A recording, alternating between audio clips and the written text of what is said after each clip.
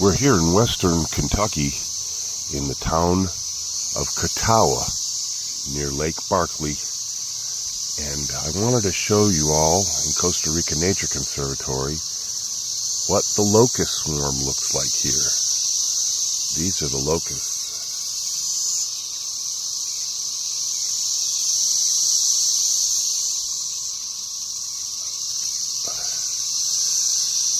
There's a lot of them, folks.